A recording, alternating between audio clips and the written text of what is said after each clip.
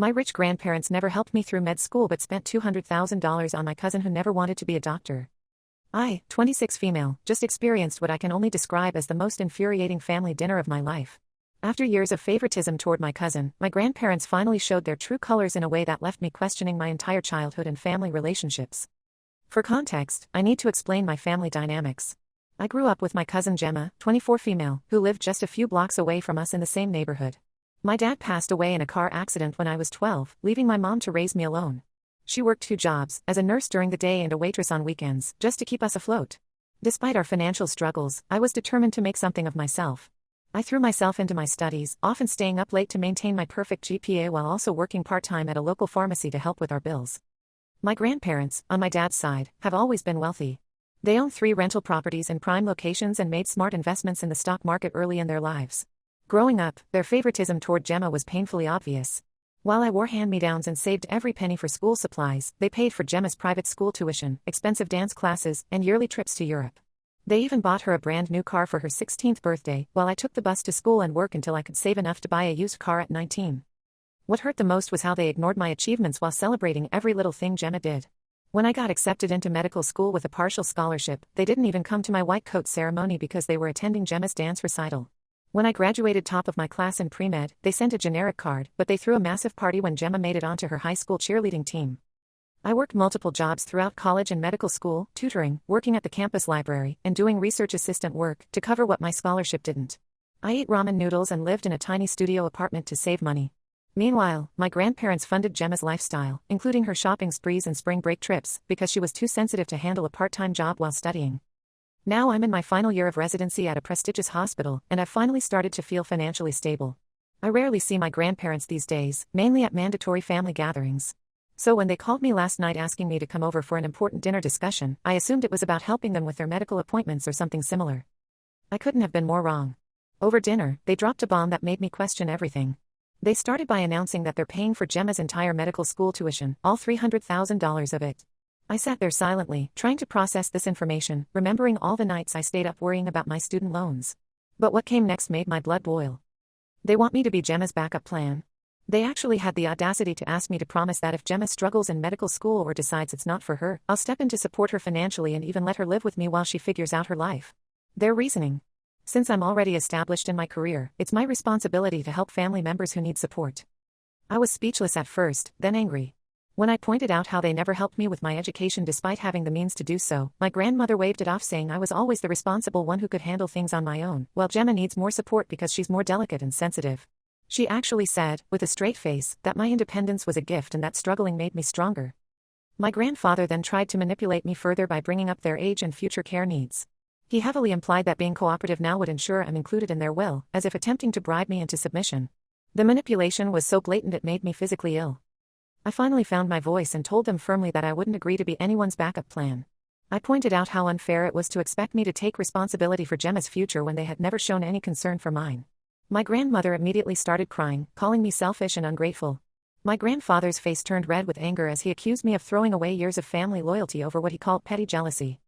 Just when I thought things couldn't get worse, they revealed they had invited Gemma to join us.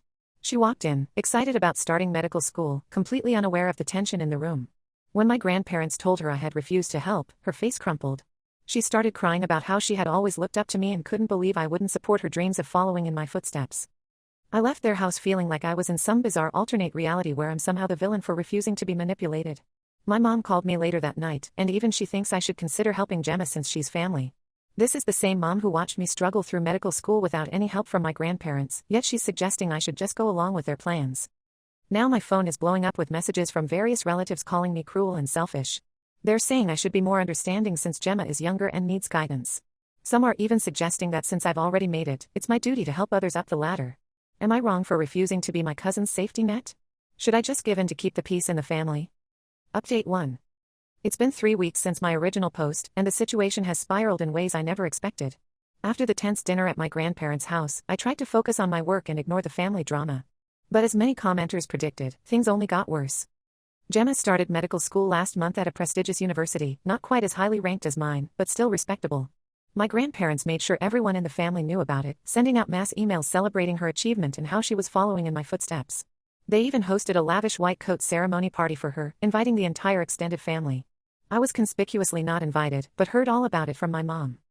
Last weekend, my grandparents called an emergency family meeting. I initially wasn't going to attend, but my mom practically begged me to come, saying it was important.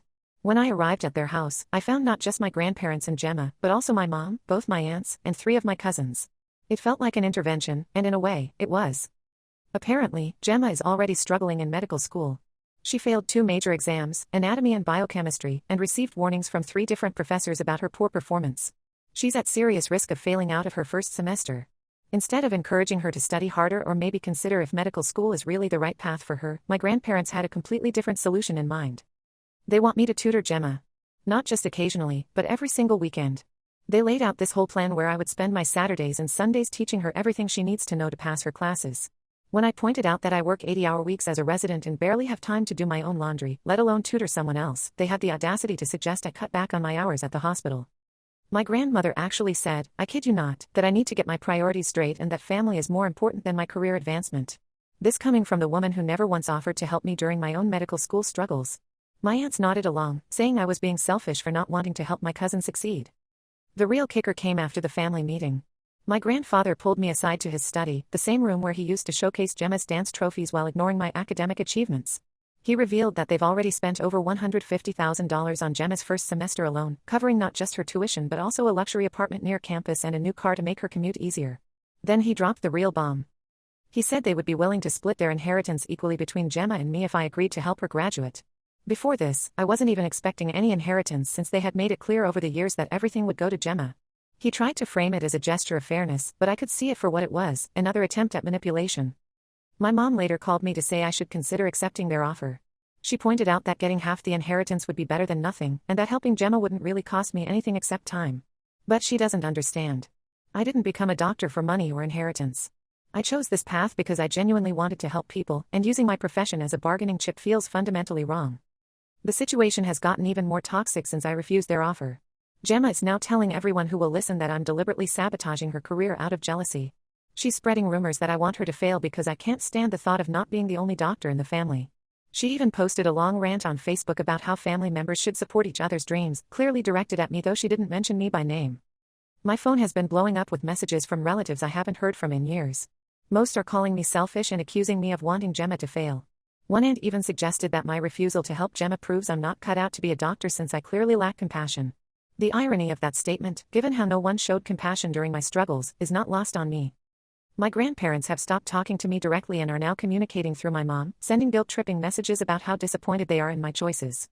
Meanwhile, Gemma continues to struggle in her classes but refuses to consider a different career path. The whole situation feels like a mess that I'm somehow being blamed for, even though I had nothing to do with creating it. Update 2. 2 months have passed since my last update, and I've discovered things that have completely shattered my view of our family. As many commenters suspected, there was more to this situation than just my grandparents' favoritism. The truth came out in the most unexpected way. After failing another round of exams, Gemma finally dropped out of medical school. My mom told me she had locked herself in her apartment for days, refusing to speak to anyone. I felt bad for her despite everything that had happened. Medical school isn't for everyone, and there's no shame in realizing that. Last night, around 11 p.m., Gemma showed up at my apartment completely drunk. I almost didn't let her in, but she was crying and could barely stand. Despite our issues, I couldn't leave her alone in that state. After getting her some water and making her sit down, she started talking. What she revealed left me speechless. Gemma never wanted to be a doctor. Not even close. Since high school, she had wanted to study art and become an illustrator. She had even secretly applied to several art schools and got accepted to her dream program. But our grandparents had other plans. They had been pressuring her since high school, telling her that becoming a doctor like me was the only acceptable career choice. They promised her that if she followed their plan and became a doctor, they would give her their entire estate, the houses, investments, everything. They told her I was too career-focused to care about family, so she deserved the inheritance more than me. She showed me years of text messages from our grandparents on her phone. The manipulation was shocking. They would guilt-trip her whenever she mentioned wanting to study art, saying she would break their hearts if she didn't become a doctor. They would compare her to me constantly, but not in the way I thought. They would tell her that while I was successful, I was cold and unfeeling, focused only on my career. They painted me as someone who had abandoned the family, while praising her for being the loving, family-oriented grandchild. Gemma admitted she only enrolled in medical school to please them and secure the inheritance. She thought she could somehow make it through with my help, which is why she went along with their plan to pressure me into tutoring her. When I refused, she panicked and started failing her classes. The stress of pretending to want something she hated while failing at it pushed her into depression. The most hurtful part. My mom knew about their promises to Gemma. She had known for years that our grandparents were using me as a negative example to manipulate Gemma, but she never told me because she thought it would hurt me too much. She also admitted that she encouraged me to help Gemma because she hoped it would somehow fix our broken family dynamics. After Gemma left my apartment this morning, I sat down and read through all the text messages she had forwarded to me. Years of manipulation, lies, and emotional abuse, all while maintaining a perfect image to the rest of the family. They had created this narrative where I was the cold, career-obsessed villain and Gemma was the warm, family-oriented hero, all to pressure her into following their plans. I feel betrayed not just by my grandparents, but by the entire family who watched this manipulation happen and said nothing. My aunts and uncles who called me selfish knew about this plan. The cousins who accused me of sabotaging Gemma knew she never wanted to be a doctor in the first place. Everyone played their part in this twisted game except me. The real tragedy is that their manipulation hurt both Gemma and me. While they were ignoring my achievements and making me feel worthless, they were simultaneously destroying Gemma's dreams and pushing her into a career she hated. All because they wanted to control our lives and maintain their image of having a perfect, successful family. I haven't responded to any messages from my grandparents or other family members since Gemma's visit. I need time to process this betrayal and figure out what to do next. Right now, I can't even look at the family photos on my walls without feeling sick to my stomach. Update 3. It's been 6 months since everything came to light, and a lot has changed. My grandparents' perfect facade has finally crumbled, revealing the mess they created with their manipulation and poor financial decisions. Last week, I received an unexpected call from my mom. She told me my grandparents are facing serious financial difficulties. Apparently, they spent nearly $200,000 on Gemma's failed medical school attempt, covering her tuition, apartment, car, and living expenses. They had also been supporting her lavish lifestyle for years, thinking it was a worthwhile investment in their future doctor. Now they're struggling to maintain their own lifestyle. They reached out through my mom, saying they want to make amends. They invited me to dinner to apologize, claiming they now realize how unfair and manipulative they've been. But their apology came with strings attached, as usual. They need financial help since they've depleted most of their savings on Gemma, and they want my help figuring out investment strategies to recover their losses. They also want me to use my connections to help Gemma find a new career path. I declined their dinner invitation. I told my mom I'm done being their backup plan and refused to be manipulated by their financial problems. It's ironic how they now need my help after years of dismissing my achievements and using me as a negative example to pressure Gemma. Speaking of Gemma, she's moved back in with them and is working at a local cafe. She keeps trying to reach out, sending me long text messages about how sorry she is and how she wants to repair our relationship. She's started therapy and claims she's finally standing up to our grandparents. Last week, she enrolled in some online art classes, something she actually wants to do. Part of me feels sorry for her. She's as much a victim of their manipulation as I am, maybe even more so. But I can't forget how she participated in their scheme for years, watching me struggle while benefiting from their favoritism. Even if she was pressured into it, she made her choices. My mom thinks I should forgive them all since they're family and are finally showing remorse. She keeps talking about how life is too short to hold grudges and how family should stick together through hard times. But where was this family unity when I was working multiple jobs to get through medical school? Where was their concern for family bonds when they were using me as the villain in their manipulation of Gemma? Some relatives have started taking my side now that the truth is out, suddenly reaching out with messages of support and understanding. But it feels hollow. These are the same people who called me selfish and cruel just months ago. Their sudden change of heart seems more related to my grandparents' financial troubles than any real understanding of how their actions affected me. I've decided to maintain my distance from all of them. I'm focusing on my career and the few genuine relationships I have outside the family. My residency is going well, and I'm finally finding peace in my decision to step away from their toxic dynamics. I've blocked my grandparents' numbers and restricted what my family can see on my social media.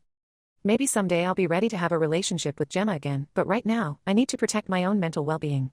As for my grandparents, I've realized that no apology can erase years of manipulation and emotional abuse.